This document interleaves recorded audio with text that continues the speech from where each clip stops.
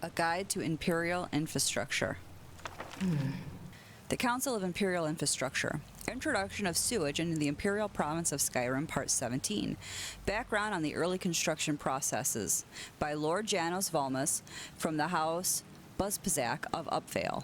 While the aqueducts and sewerage lines are a common part of the Imperial infrastructure in our dear Cyrodiil, Skyrim is still in a state of development regarding its sanitation system. One of the first cities in the north to receive its own sewerage was Solitude. While constructing the main sewage tunnel, also known as the Cloaca Maxima, the builders found some ancient yet well-preserved Dwemer pipelines that could be deployed as sewage conduits. However, the process of construction was not a completely safe endeavor. Part of the sewers, commonly known as the derelict tunnels, collapsed, killing over a dozen Imperial miners.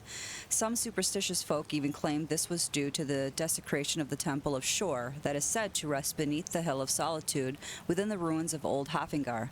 The Council obviously disregards such outrageous claims. Windhelm is said to be one of the oldest cities built by man on Tamriel, yet its original infrastructure differs greatly from that of the Nibonese architectural tradition.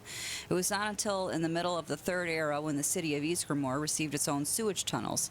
Since Windhelm was largely destroyed to the ground during an Akaviri invasion in the Second Era, many tunnels already existed beneath the city itself.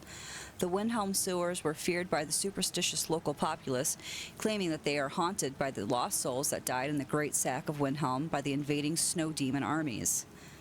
Whether these claims are based on facts remains unclear, yet the Falmer artifacts commonly found in the sewers suggest a presence of a malevolent power beneath Windhelm. Whiterun is a city that suffered a lot during the Third Era. One of the worst blows to its economy was the reign of the Witch Queen Jasashe that took the city almost to the brink of both economic and physical destruction. Today, Whiterun can hardly be called a city. It's rather a small and rustic old town that has strong ties to the Empire. For that reason, the Council of Imperial Infrastructure has decided that Whiterun should have a proper system for sewage disposal. Unfortunately, the war with the Dominion has delayed the construction process. Yet the Council believes that Whiterun is soon ready to become a proper Fourth-Era Imperial city once its infrastructure is finally complete. Unlike the other cities, Markarth's history spans beyond the reign of the Nordic kings. The City of Stone is said to be built by the dwarves of the Rorken clan who left Morrowind due to the dispute with Khagranach. The tunnels beneath Markarth's overworld have been used by the human populace for waste disposal for quite a long time. Along with the Warrens, it provides a safe haven for the outcasts of the city. Explorers are advised to steer clear of the deepest tunnels, however. The wretched Falmer who inhabit many of the ancient ruins in Skyrim have made their home under Markarth. Generally speaking, we can say that Skyrim is still a few centuries behind Cyrodiil concerning its infrastructure. Even a few forts such as Fort Greenwall and Sungard have better waste disposal than the largest towns in the north. One of the greatest concerns is the fact that the darker side of Nordic society has successfully adopted these sewers as a base of their operations.